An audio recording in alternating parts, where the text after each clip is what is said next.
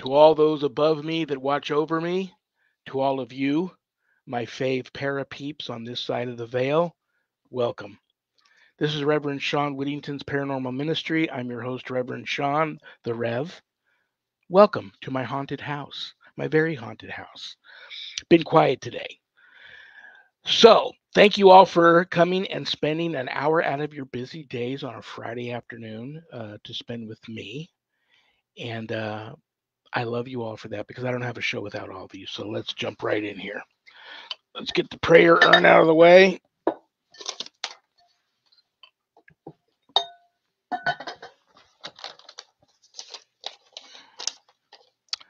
Barbara E. from New Mexico. Hi, Barbara. Father, my father is in the hospital, Rev, and my mother is very sick. I take care of them both. My car just got stolen. I'm worried. I'm depressed. Offer me up some prayers. Oh gosh, Barbara, I'm so sorry for your troubles. And isn't everybody depressed right now? The world is going through depression right now.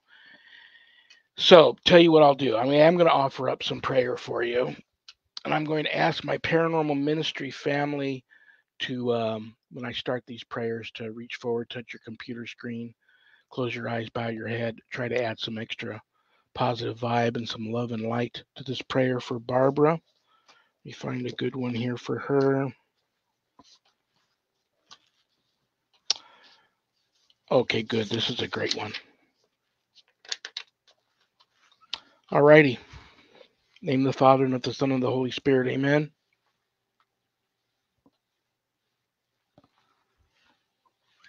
Hear us, Lord, Holy Father, Almighty and eternal God, and graciously send your love and holy angel from heaven to watch over, to cherish, to protect, to abide with, and to defend all who dwell in this house and Barbara's house. Through Christ our Lord, amen. I know you didn't ask for this, but there's two more beautiful prayers here, Barbara. I'm going to add them to this because you're having so many issues, and they're beautiful prayers for you. Jesus Christ, my God, I adore you and I thank you for the many favors you have bestowed on me this day. I offer you my sleep and all my moments of this night, and I pray you to preserve me from sin. Therefore, I place myself in your most sacred side and under the mantle of our Blessed Lady, my Mother. May the holy angels assist me and keep me in peace, and may your blessings be upon me. We beseech you, O Lord, to visit this home, Barbara's home, and to drive far away from it all the snares of the enemy. Let your holy angels dwell therein, so as to preserve us in peace, and let your blessings be always upon us. Through Jesus Christ our Lord. Amen. Barbara, I will add you to the prayer list, and I will pray for you this weekend. Hang in there. And if you want to reach out to me privately, feel free to do so. Okay, thank you all for joining and helping me with that prayer for Barbara. Let's check the Paranormal Ministry mailbag. Boom.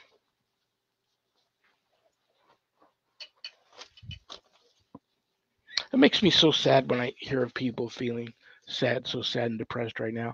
Like the world is in depression anyway right now, but you have all those types of things snowball in your life on top of everything else. And I also want everybody to keep my co-producer Zach Clayton in your prayers. Terribly under the weather today. We almost rescheduled, but I know how many of you are anxious to see my guest today. And he's a real professional. He said, "No, let's do this." So keep Zach in your prayers today. Jimmy P from New Jersey. I can't speak today. Jimmy P from New Jersey says, "How can I tell if my episodes of sleep paralysis are just that or something more severe?" And Rev, hope you had a great Memorial Day. I did, Jimmy, and thank you for asking. Jimmy, your question reminds me of a joke. A guy goes to a psychiatrist and says, "Hey doc, I keep dreaming of teepees and wigwams." The doctor says, "I know what your problem is. You're too tense." Bum. Thank you very much. I'll be here all day. I promise the show's going to get better as soon as my guest comes on. Don't go anywhere. All kidding aside, Jimmy, this is very serious. I deal with a lot of people that go through this. I'll keep it short and simple. If you're waking up suffering from sleep paralysis around the normal time you would normally wake up, and then it goes away, I'd go get that's probably what it is, and I would go to a doctor just for an annual checkup, a doctor or a psychiatrist, whatever you feel like doing. If you're having these episodes of sleep paralysis like between 1:30 in the morning and 4 a.m. in the morning, and they're violent, and maybe you do see what you think are entities or demons, especially if after the episode you are left with bite marks or scratch marks, absolutely get your local clergy there ASAP to do a property house blessing and cleansing, and one on you too, and talk to the local clergy there and see what they think. If you think, do some soul searching, take a long look in the mirror. If you think that's the case and you're doing anything to contribute to this, stop doing that. I love you, brother. I'll pray for you. You know what? You didn't ask for this, but I'm going to light a big candle for you today. And I'm going to keep this candle burning here during the show, and then it'll go in the room with everybody else's candle and burn until the candle's done burning out. May the Holy Spirit enter and intervene in your life, Jimmy, and stay with you on the remainder of your journey on this side of the veil and on to the next. Amen, brother. Okay. Anything you want to know about my wife and I and our ministry work, go to our website, www.ghost-b-gone.biz, the ministry. If you go there, remember my wife and I don't charge for our ministry work, helping people with their paranormal issues. So I know times are tough, brothers and sisters. Trust me, I know. But if you notice the donate button and you're able to do so, click on it and send in a small donation. I promise you, it'll be appreciated from the bottom of our hearts. And trust me, we will put it to good use. If you're having issues of a spiritual nature, not necessarily attached to the paranormal, in addition to being an ordained exorcist, I'm also a certified spiritual advisor. There's an area there on the website where you can make an appointment to speak with me about those spiritual issues if you wish to do so. But don't leave the website without navigating over to the page called the WSE course/book. On that page, you'll find the ghost store. Cool things to buy in there, like this awesome throwback Ghost Be Gone coffee cup, hoods, t-shirts, things like that, if you go for that sort of stuff. But scroll down to the bottom of that page, you'll find my new haunted autobiography, God, Ghosts, and the Paranormal Ministry. And I quote, scariest book I ever published. That was Annette Munich, Stellium Books, my publisher. Don't let that scare you off of purchasing a copy. If you haven't done your good deed for the day yet, part of the proceeds of every sale of every copy of my book goes to support stjude.org, St. Jude's Children's Research Hospital, Nevada, and the ASPCA. So you get to do something good for the animals too. You can get the book a little less expensive at Amazon. If you buy it off the website, I autograph it, which probably lessens the value of the book. But I autograph it and I put it in a beautiful house blessing kit and send that to you direct from my home to you. So scroll a little further down, you'll see the Worldwide Society of Exorcists, which I am a founding member. I offer a college level online course, Introduction to Spiritual Warfare, through the WSE. And this course is for all you true warriors for Christ who feel a calling and a longing to want to have more knowledge when it comes to drawing your line in the sand, making a stand, circling the wagons, putting up a good fight against, God forbid, true evil if it ever comes calling. That's the course for you. If you want to know more about the course before making that type of commitment, there is a Worldwide Society of Exorcists Facebook page, or you can just call me or send me a message and we can talk about the course. All my students that graduate get a stunning diploma, certificate of completion, suited for framing, along with some other very special blessed gifts that you can only get from yours truly, the Rev. So you can enroll in the course there at the website or check it out before doing so. Keep all my former, current, and future students in your prayers. Thank you very much. All right, guys. the reason why you all tuned in. I'm very excited to meet her. It's the first time meeting her. She rocks. She's very special. She's a spiritual teacher, a shaman, a healer, an author, and so much more. Has her own show too, a really cool show. Brothers and sisters, please welcome to the show the one and only LINDSEY SCHARMYN. LINDSEY, are you with us? Hello. Thank you so much for having me. What a nice intro. God bless you for being here. I know you're one of the busiest people on the planet. I sometimes just spend, I never know where my guests are going to come from. I book my own guests. So I get on, basically stalk my friends, my Facebook friends. Not because you and I know each other, but because it's just easier that way. So, uh, and I was stalking you for information and I saw you're just so cool and I just wanted to have you on. So thank you for being here. And I have another dumb joke for you. Bear with me. When you were growing up, how many times did somebody grab you and you either said it or somebody else said, "Hey, don't squeeze the Charmin"? Countless times that happened to me. Oh my god. I thought for sure you would be too young to get that. But and Oh I no. don't even know if Charmin toilet paper is even being made anymore, but that was like everybody had Charmin toilet paper in their home because it was so squeezably soft. Yes. Well, and the story I was told of how I was named is that my father was, having a few drinks and watching some TV. Lindsay Wagner was on The Bionic Woman, and he was like, "Oh, Lindsay's a good name." And then Charmin toilet paper commercial came on, and he was like, "I could spell that a little differently. It's actually a cool word." And now I'm Lindsay Charmin. So my last name is actually Brown.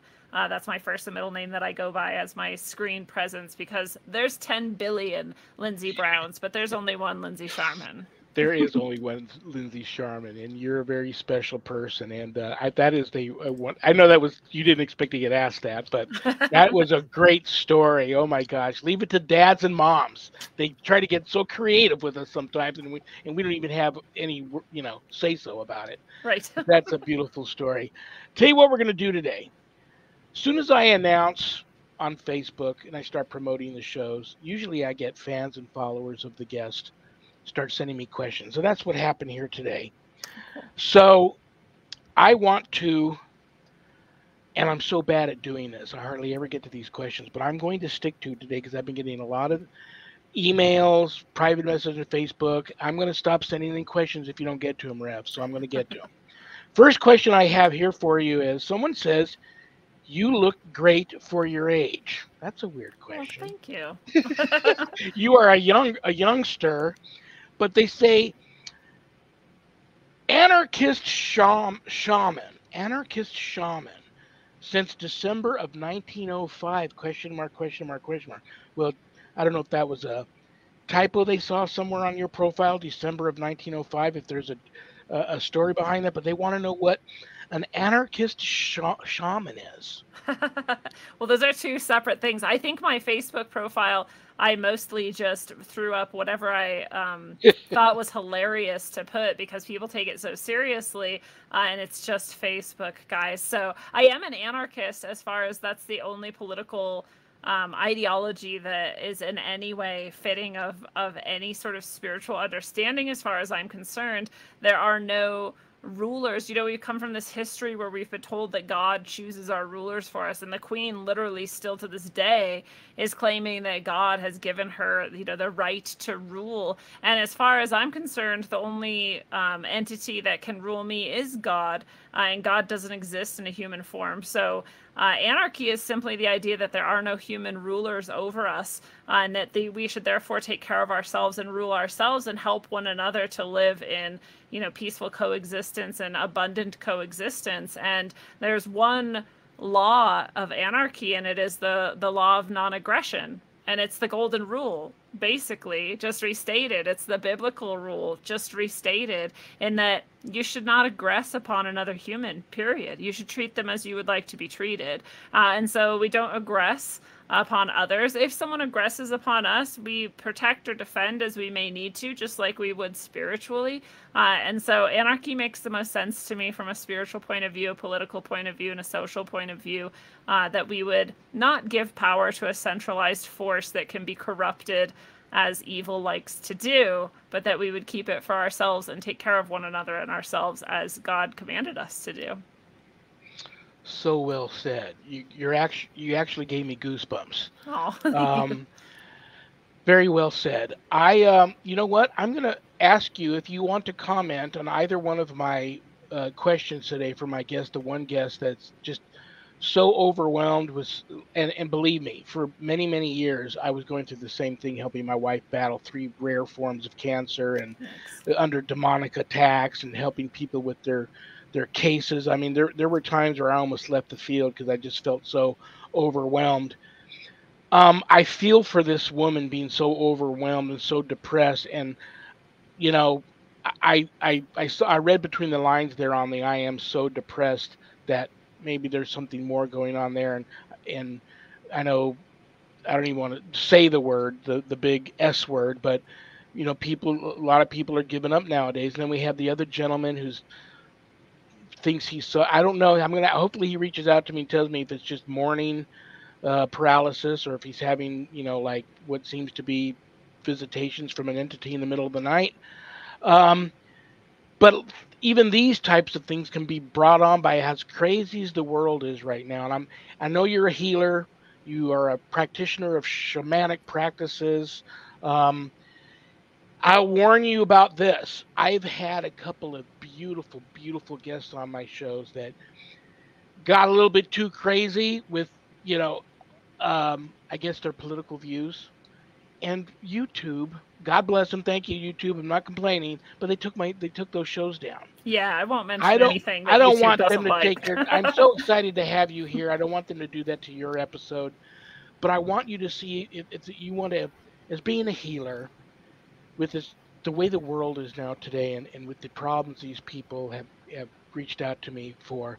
If there's anything, and anybody else that's watching it are having issues, any advice on that you are feeling you want to bestow on anybody that's just about to either jump into the deep end without the floaties on and they can't swim, or just giving up. Yeah. I mean, first of all, I would like to invite everyone right now to forgive yourself of everything. God forgave you before you ever did anything. God will forgive you forever. God has nothing but love for you. Our allies, Jesus being a great one, they also love you, forgive you infinitely. There's nothing you could ever do wrong. So if you have anything that's just holding over you that you feel guilty about or bad about, or like you didn't do enough, or like there isn't anything you can do or whatever, just please forgive yourself. And please love yourself enough to then also reach out to those spiritual allies. And, for me, there's infinite. They come from all religions and all places and all traditions, and they're of the light, and they love completely and fully, and they can help you. And if you are in a certain tradition or specific tradition, call on those from that tradition. They're also there to help and willing and ready. And I think people forget sometimes, and they think like, oh, well, Jesus is like pretty important. It's a pretty big deal. Like he probably doesn't have time for my little, whatever is going on in my life. It's exactly the opposite. When we see people call in the darkness, sometimes some of us accidentally from time to time, and the force with which the darkness comes in when you invite it. And that's easier for us to see and latch onto for some reason, but the good does exactly the same. It also needs the invitation. It also is waiting there for you to ask. There's nothing too small to ask for help with. Ask Jesus for help in getting your car back. Ask God for help in feeling better, in having more motivation, or in having that, even just the understanding in your heart that you are loved and that you are precious. Ask for that. Reach out, and you can do it in the form of a prayer. There's no difference between that or just saying it inside of your head of like, hey God, are you there? Can you please help me? 100% of the time you are reached back towards and you are held in love. And that's my advice and suggestion to anybody, whether you feel like you're struggling or not, is forgive yourself and love yourself enough and know you're worthy enough for love to reach back to you when you ask it. I knew I was going to love you. um, that was so well said. Wow. um, Shaman, I learned the hard way working a couple of cases that I was blessed enough to be invited out onto two local nearby Indian reservations here to work some cases that their holy people were having issues with. And here I am, not even looking at the questions anymore. So, but I want to talk to you about this. And I learned the hard way by referring to one of the holy men that I spoke with. I called him a shaman, and he said, "I'm not a shaman. I am. You can call me either a tribal elder or a tribal holy person, but I'm not a shaman." And then I have a shaman friend who actually sends me of all the many different types of salt that I use and I bless and I blend. Himalayan pink salt is one of them, and he happens to be a shaman that sends me that. I am not very familiar with the shamanic practices. They're probably not too different from what I do many times with people when I lay hands on them or help them or try to heal them from their issues they're going through when I go and visit them. Talk to me about your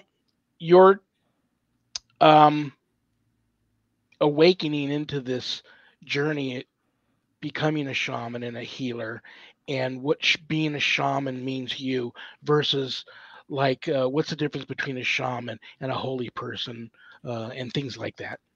Yeah, they're great questions. When it comes down to it, I hate all of those words. None of them matter at all. And they're just titles that we adopt, and that makes it easier for other people to understand what we might be able to help them with. And that's the only thing I like about them is that, that it confers some sort of meaning in that way, I guess. But otherwise, it's just confusing for people. And it's also got all of these connotations and attachments to various cultural understandings, especially, shaman is specifically a Native American or at the very least indigenous term for a holy person who can travel back and forth beyond what we might call the veil, right? And bring information and bring energy and bring beings or entities back and forth across that divide. That's kind of the most like universal understanding of what a shaman is.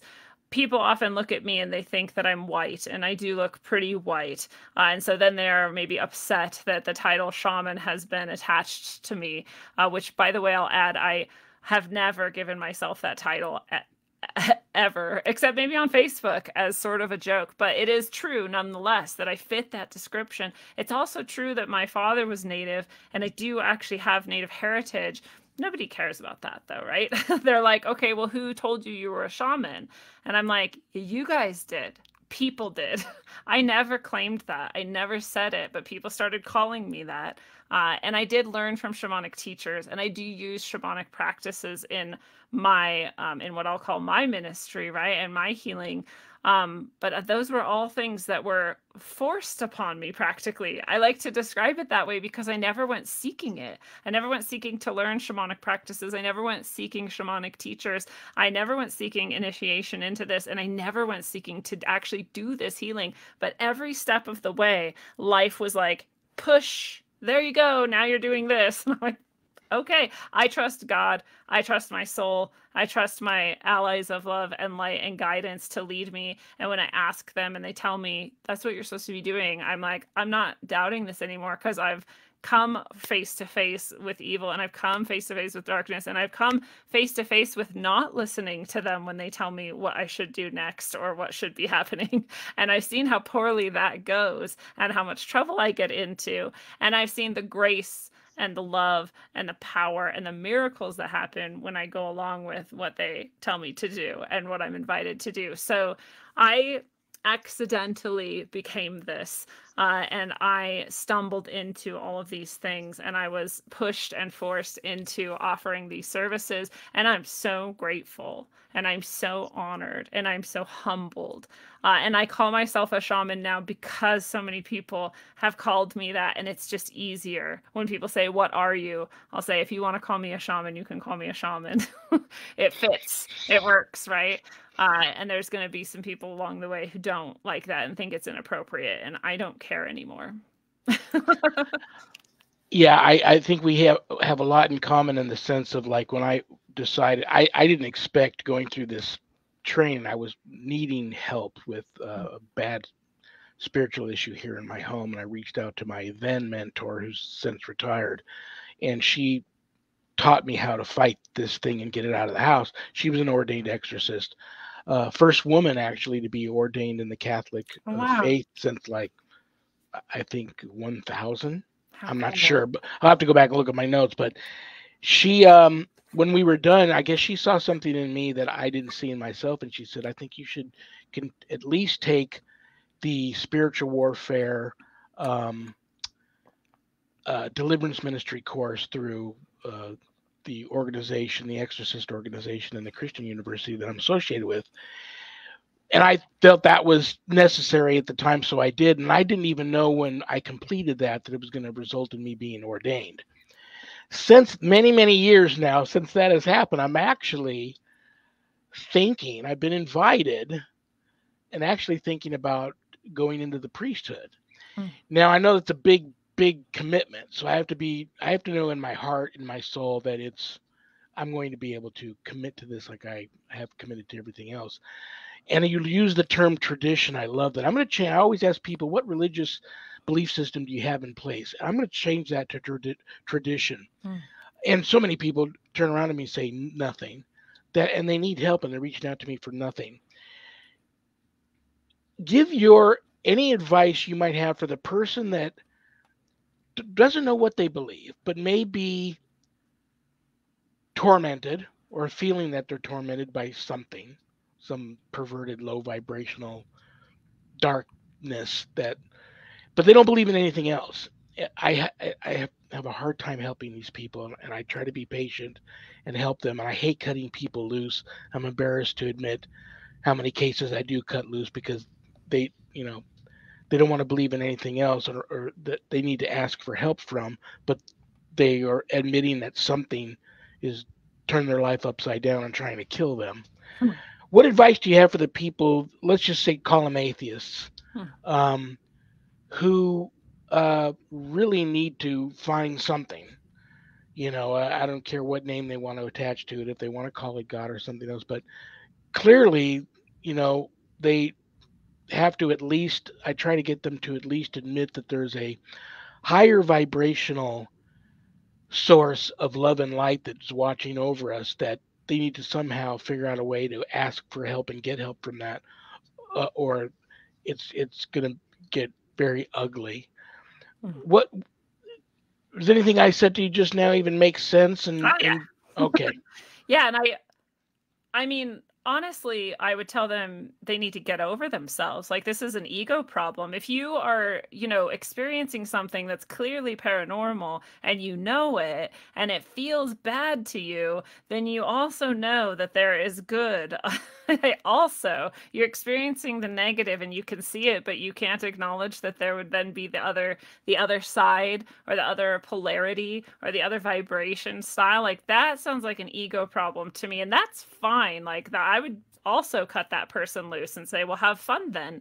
And if you are suffering, right, the first time that I encountered a severe demonic attachment and attack, by the time I really understood what was going on, nothing could have stopped me from doing whatever my wow, my person at the time told me to do, because I was so desperate, because the torture is so severe and it's terrifying. So they're not suffering very much if they're not willing to admit that there is, clearly, it's just a logical truth. If there is the bad, there is the good. There is a polarity to everything in this universe. So if you're experiencing the bad, there is the good. So you really got to get over yourself. And for me, it's also like, people have this hang up for some reason with the word God, especially Jesus, right? For whatever reason, a lot of people have hang-ups about this. In my community, at least, of spiritual people in general, Christianity is like to be shunned and shamed and like stuck in a dark box somewhere and forgotten about. I don't know why exactly that is.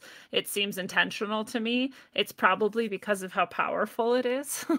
Right? There's a lot of evil in the world, and they would like for us to not have our tools to protect ourselves from it.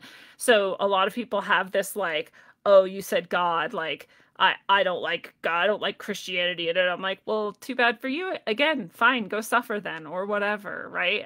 I don't only use the ascended beings or spirits of love and life that are associated with Christianity, but I do call on them. Jesus is one of my favorite energies in the universe. Like, I love, how do you not love Jesus? Like, that's crazy to me.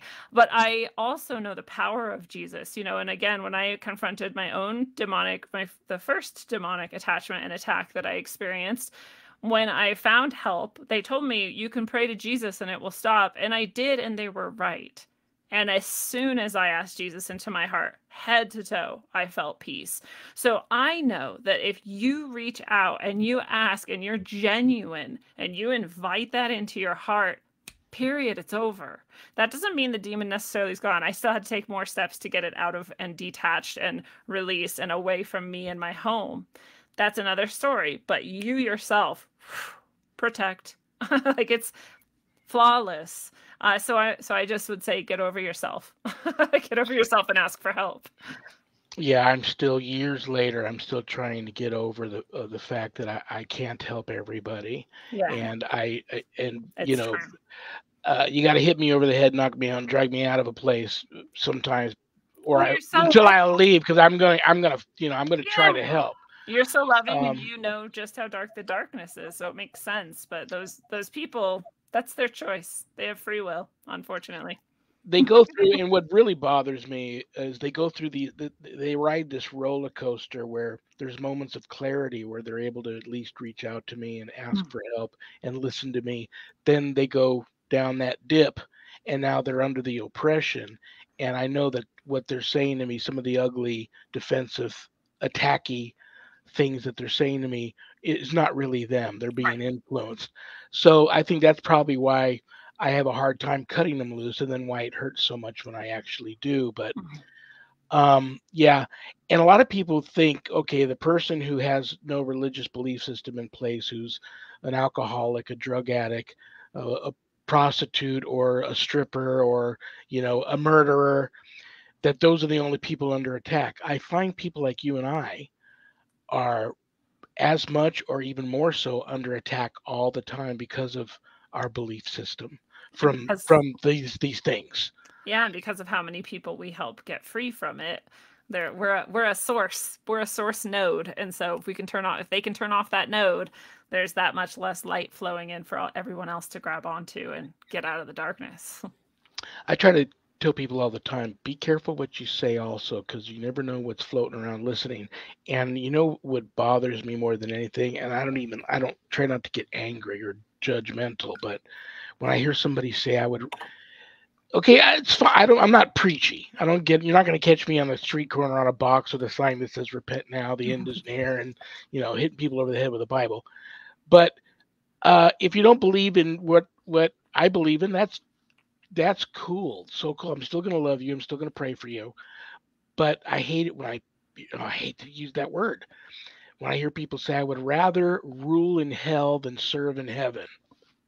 Wow, that seems like Oh a way my to put gosh. it. But When I hear people say that, I'm like, you don't even know what you just said. I think they're in this mentality, though, again, that's so immature, it's so childish, and it's so egotistical and egocentric. When we were young, we had this mentality where we're like, ooh, look at my power, right? You see toddlers do this. They're like, haha, and they throw something on the ground and they look at you. Because they know, like, I threw that on the ground and now you're going to react. You're going to pick it up. You're going to, like, moan or whatever. And, like, I did that, right? And we still have this mentality, like, it's time to grow up. It's not just about rebellion and shock and attention. And these people, I wonder, have you ever encountered actual evil? And I think evil is sneaky like this sometimes, and it knows which people not to truly show itself to, because they are delusional enough to let themselves stay in this immaturity until they die, and then see finally what they actually were assisting in this plane, instead of what's good, true, and beautiful, or what I call God or source or heaven. If you see one time even a truly evil person who is actually inhabited by demonic energy, you would not say things like that. When you have to actually feel it and see it, you would not play around with those ideas anymore. You would understand exactly what evil actually is. So it is just immaturity, and it's sad. And I hope that those people find wisdom and get out of that little pit they've dug for themselves. I think it's a dangerous place to be. Yes, and right near the end of what you were saying, I got just felt like I was in a meat locker here. I lived in a haunted house, and I looked over at my screen here, and probably right about there, hanging from my ceiling, I have a beautiful dream catcher that was made for me by a chief. And there's no fans on in here. I have the vent turned off, no AC or heat running, and that never moves. But when it does move, I know spirit is present. And I had glanced up, and I think it's moving. Mm-hmm. Is it moving a little bit? Can you see better than me? I can't. Yeah, it's moving a little bit. Anyway, so whatever was here watching the show or listening totally agrees with what you're saying. I know I said at the beginning of the show, before we went live, that if I ask you anything that you're uncomfortable talking about, all you have to do is say, Rev, I'd rather move on off that topic. But I wouldn't be me if I didn't ask. Because trust me, I've helped priests, I've helped reverends, I've helped people, holy people that are being attacked, are under attack. Do you care, or do you not want to even go there and talk about your experience of how you found yourself under attack from those types of things? Oh yeah. I like to share this story because I like for people to know. It is a little scary for a lot of people, so, for the faint of heart, this isn't the story for you. But I like to share it because I like to illustrate just how easy it is, first of all, to call in the darkness and invite it into your life, and also how, I won't say easy, but it is almost equally as easy to call in the light and to release that. It takes some bravery, and it takes some know-how, and it takes some belief and faith. But they're both possible. So basically, the essence of what happened is, I was very young. I was about 14, and I went to a clean and sober girls sleepover, and which shows you that I had been doing drugs before this. Me too. Everybody knows used to be a raging alcoholic and drug addict for many years. Yeah, and a lot of us, I think, are, and there may be a reason for that too. I think we have to dive deep into the darkness so that we can come back out and go, that's what I'm up against. So I was at this party, and this girl was doing tarot reading and had never really had encounters with tarot before. I didn't understand anything about it. Was watching her do it. Finally, everyone had gotten a reading but me, so it was my turn. So I did the reading. And when I did the reading, I had this really intense reading, first of all, that was all reversed, and it was all major arcana. And I still read tarot to this day, despite this story. But that reading was a very highly impossible. It's almost miraculous in itself that would be the reading. If anyone knows anything about tarot, to get all major arcana in a 10-card reading and to have them all be reversed, both are extremely unlikely. And to have them both in one reading is practically impossible. So she was freaking out by the end of this reading, and everything felt really dark and bad to me, and I had no idea I just thought this was a game. It was just so weird to me that she was so upset about it. But I was like, well, that was weird. Apparently I'm really weird, and my reading was weird. Like, life is weird. But I was also intrigued, and I went and I soon after that bought myself a tarot deck, and I started doing readings. And I started doing readings exactly how she showed me to do readings. Which I'll just, ruin the surprise now. The way that she did it and the way that I then started doing it was, for each reading, I would invite a spirit to guide the reading. That is not a good thing to ever do, ever. It is not good to invite a spirit to do anything with you. Period. So don't do that, anybody. But I didn't know that. So I unintentionally, in that moment, invited a demon into my life. And as I started giving readings to people, this demon, unbeknownst to me, helped me be so good at it. I was so good at tarot reading. I could tell people exactly what was going on in their life and exactly what was going to happen next. And it was right 100% of the time.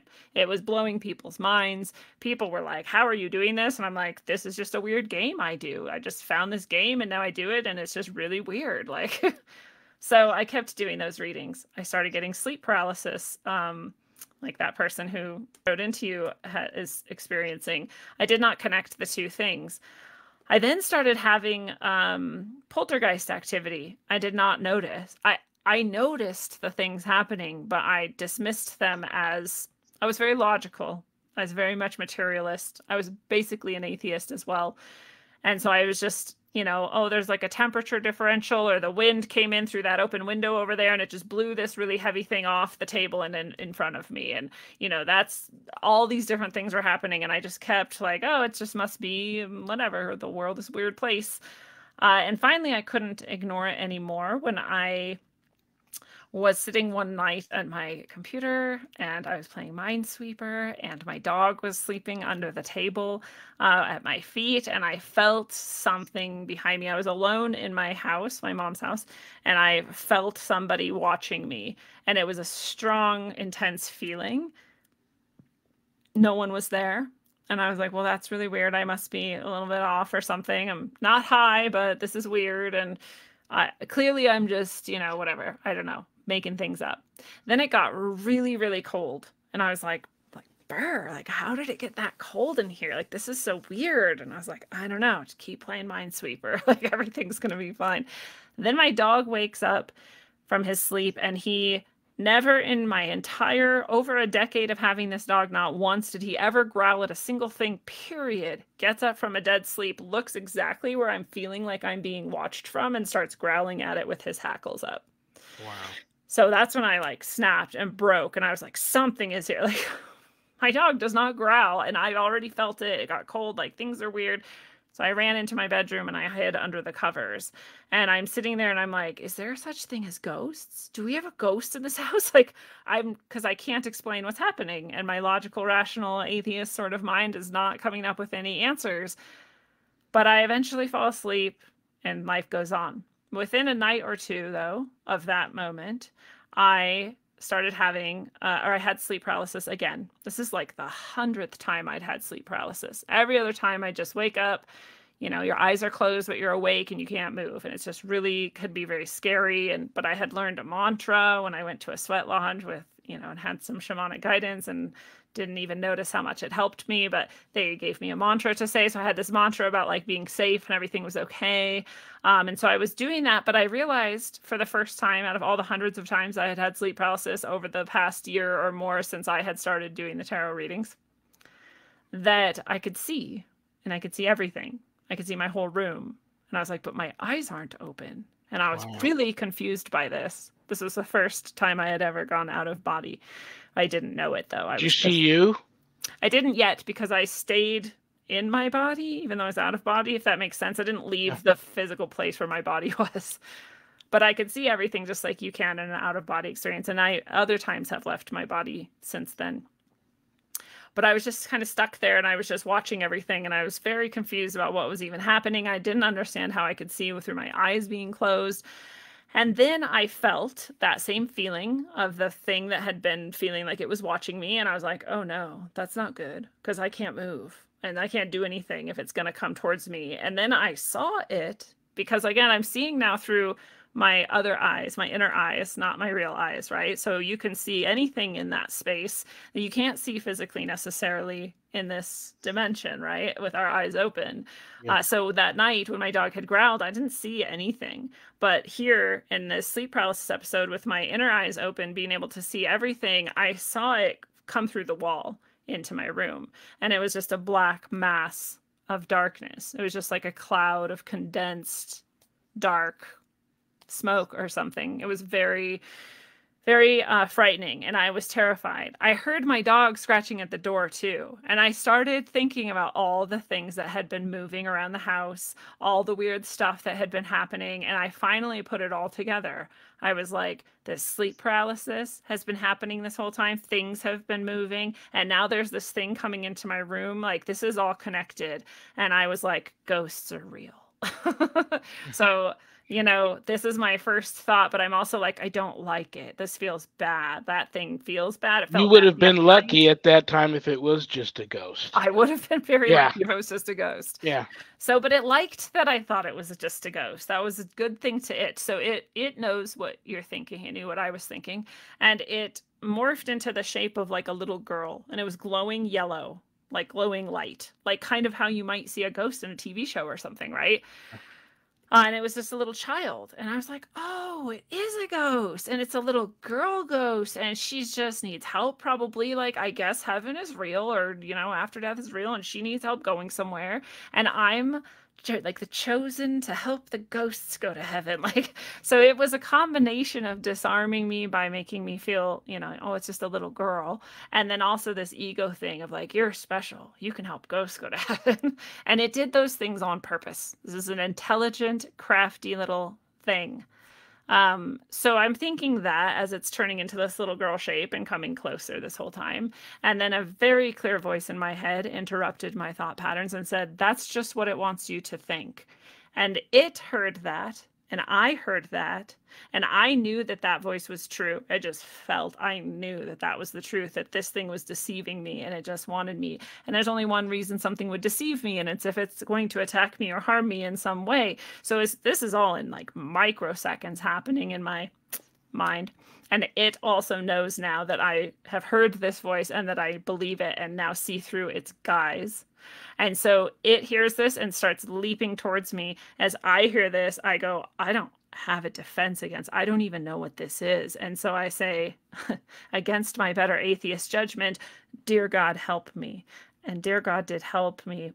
Anybody can call out to God for help. You don't have to be a Christian or of any other religion to do so. And God doesn't care what symbols and what things and whatever. God just loves you. So I asked God for help, and God put up a shield. I saw it appear, actually, because again, in that space, I can see things anybody can that you wouldn't be able to see otherwise. When I said, dear God, help me, as soon as I started saying dear, like before you have asked, I've answered. That is true.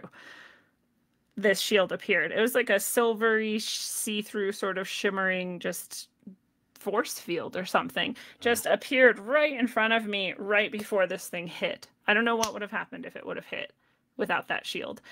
I don't want to know what would have happened if it would have struck me without that shield. I don't have any interest in that at all. I know it's not good. But when it hit that, it was very, very angry. And I heard the worst sound I've ever heard in my life. Again, it's in that other dimension. It's not even a real sound, but it's like everything negative you can imagine hearing all crushed into one noise that was screaming at me because it was so angry that I had escaped. This is years in the making, right? It had been crafting this moment. Like it had been getting me, like plying me, finding out what my ego would respond to, and all of that for that whole time. And at the last moment, I was saved, and it was not happy about that. So I finally, as you do in sleep paralysis, was able to like wiggle a pinky or whatever, and I could finally move. And I got up and I ran into my mom's bed and I hid under her blankets. And though was your mom there? She was, but she was not. She didn't wake up. She just was like, oh, whatever, you weirdo, and went back to sleep. Did you ever share this with your mom?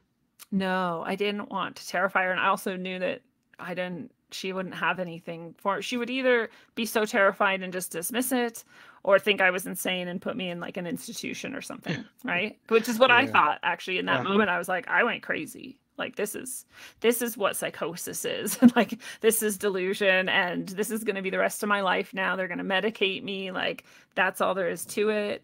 But some things like kept niggling in my brain. Like, my dog saw this thing twice now, right? So my dog wouldn't be responding to my delusion. So forgive me for interrupting you here. And when I'm not doing this, I'm a vet tech. So I'm an animal lover. How's that? And this is a long time ago. Maybe your dog's in heaven now, but yes. A lot of cases like this that I work, and your story is like giving me the incredible goosebumps and chicken skin. And I know the camera won't be able to pick it up, but I always, I don't like to poke the bear. I don't believe in religious provocation. I know if I go there and there's the demonic is there, they're already going to be provoked that I'm there. I always make sure they get the animals and the children out of the home because they always go after them and target them. What happened to the dog? The dog was fine. The dog was protection. Okay. That dog was actually, I think, sent by God to help me protect me too. Oh, absolutely. Yeah. But no, he was fine. He was just worried about me. He knew that this thing was after me, and he knew when it was there, and he didn't like it either. So So I actually did not sleep that night. I spent the night thinking I was insane, especially because for the rest of the night I had just nothing but nonstop like movies playing in my brain of the worst and most horrendous torture and awful things that you could ever imagine. I had never imagined them before, and I've never imagined them since. I've never seen a movie that even comes close. Like, these things were not coming from me, and they were torturing me all night long with this constant, and I was so distraught and so tired in the morning and so terrified. I knew that God had protected me, you know, and so I thought, well, I'm either insane or I'm protected or both, but like I have to go to school. So I went to school in the morning. So I drove to school, and when the story started I was about 14. I was 16 when it ended. I got to school, I got out of my car, and one of my friends saw me, and their instant reaction was like, "Oh my God, what's wrong?" And I was like, nothing is wrong. But it was scaring me already. Like, why is this person saying this? They've seen me hungover. They've seen me like just so like in so much different levels of chaos from drugs and alcohol and stuff. And they've never acted like that in all of those times. So like, why are they saying this to me? The next person I see, same thing. Whoa, what happened to you? Did your dog die? I'm like, no, nothing happened. Like, and so then it's starting to really bother me even more. So I'm like, my dog reacted to this thing. Now these people, my friends, are reacting to something. So I'm not crazy, actually. Something is happening to me and I don't understand it. So I called my friends' parents, who are very fundamentalist Christians and who had previously warned me that doing tarot may invite the demons. And I'm like, oh, they're just really Christian. Like, it's just an old fashioned idea. But now I was like, maybe they're right. Maybe there are demons and maybe something like that is going on. At the very least, they're the only people who will probably be able to tell me what's happening without sending me to a psychiatrist first. So I called them and I asked them if I could come over, and they said yes. And I got there and I told them what had happened the night before. And they were like, "Oh yeah, you're under demonic attack." Like, just like no compunction, just like, "Yep, that's what's happening."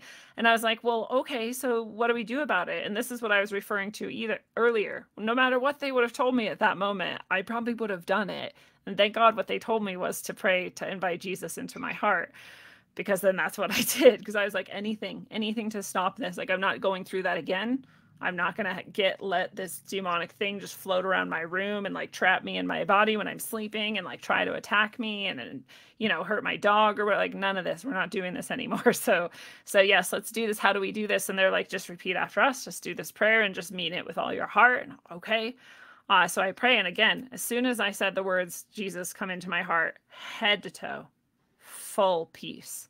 And it's a peace that I can't even describe to this day. I didn't know I didn't have peace. But in that moment, I understood just how much hell I had instead of peace, because the peace was so deep and so secure. And I started bawling and crying for just relief and joy. And I was like, I don't understand what just happened, because I didn't believe yesterday in demons and that Jesus could save you and that all these things, those were not real things to me the 2 days before or the day before. And in that moment, all of it was secured forever. I can't doubt any of that happened, right?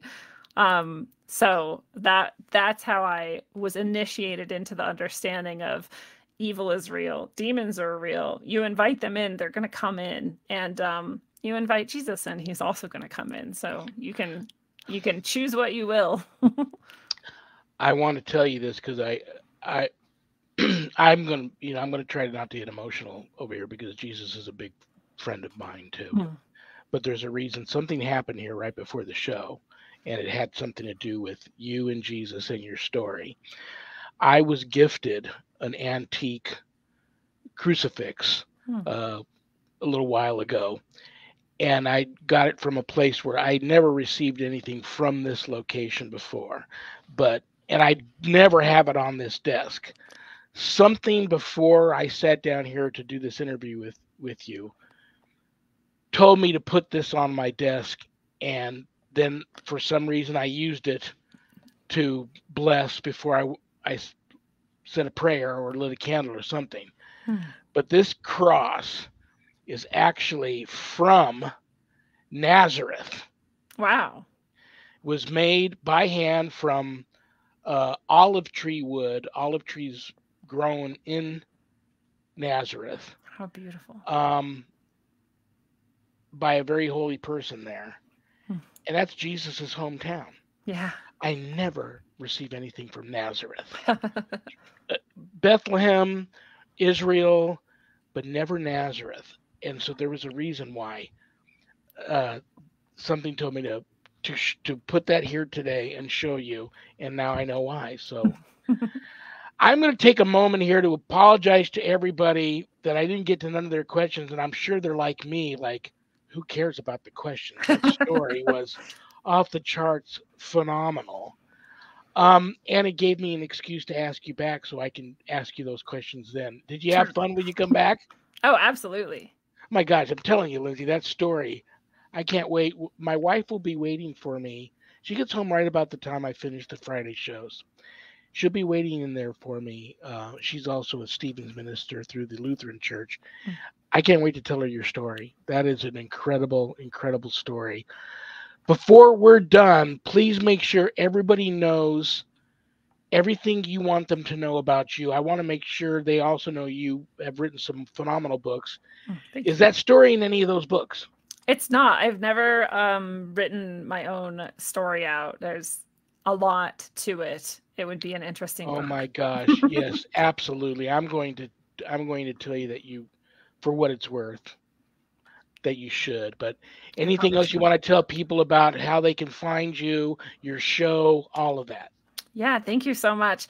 I love sharing that story because I love for people to understand just how powerful Jesus, God, and your own heart and soul are, especially against the forces of evil that are very, very real. But I love to share all of my stories and all of my spiritual guidance, which really is just God coming through me. That's my goal every day. And every time I do a show and every time I do a healing with people or anytime I do a tarot reading, which I now do not invoking random spirits, but only invoking God.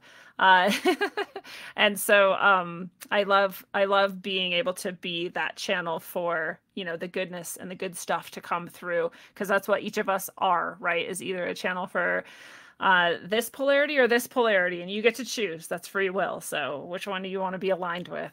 That's your choice. So that's what I love to do. Again, you can find the show on rockfin.com/rogueways is where I get all my uncensored material. YouTube, as you said, likes to censor some things, so I don't have everything there, but I have some stuff there on the channel Rogue Ways. I'm on every podcast app if you just like to listen.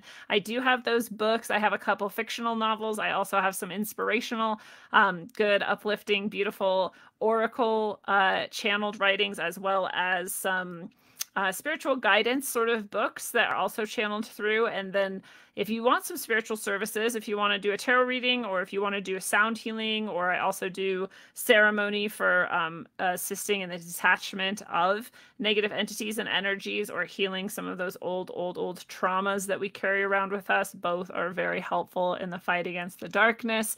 If you're interested in that, or I also just do guidance sessions and coaching and talk sessions. So if you just will need to talk some things out, get some advice, or, you know, some coaching, you can do that. Or if the spiritual guidance sounds nice to you, that's a nice way to get messages directly from your allies and guides through to you. So any of those things are all available on rogueways.org, and a ton of other stuff. You go check it out. There's a lot there. Absolutely. I love you, sister. You're on the I love you prayer too. list. I'm Thank you. going to have you back, I promise. Thank you so much. Have a wonderful remainder of your day and your weekend, and I will talk to you soon, okay? You too. Thank you so much. We'll see you later. Wow. Wow. That's all I can say. Guys, keep Zach in your prayers that he gets to feeling better. He's really under the weather today. I'm concerned about him. On that note, thank you to my co-producers, Zach Clayton, Adrian Hart, Things Network, Temple of Phoenix Rising Entertainment, Skeleton Key Network, Pact, Podcasting for All Coming Together channel, and new, I don't know exactly when, but I'm supposed to be on DNTV sometime soon here. So when that happens, thank you to them. Don't forget Monday, this coming Monday, my first Monday night show. of this show. I'm going to 2 days a week. You're going to love my guest Monday night. Different time, though, 5 p.m. Pacific, Mondays. 2 p.m. Pacific Fridays, 5 p.m. Pacific Mondays. My guest is the creator of ghosthuntingtheories.com, the blog, author, psychic, Sharon Day. You're going to love, love, love her. I don't know what else to say to you guys other than thank you so much for being here. Like I said, I don't have a show without all of you. God bless you all. Good night, Jack. Good night, Dog. Good night, Danny. Good night, Harold. Rest in peace. Good night, Ernie. Good night, Bill. Good night, Dan. God bless you all. Peace.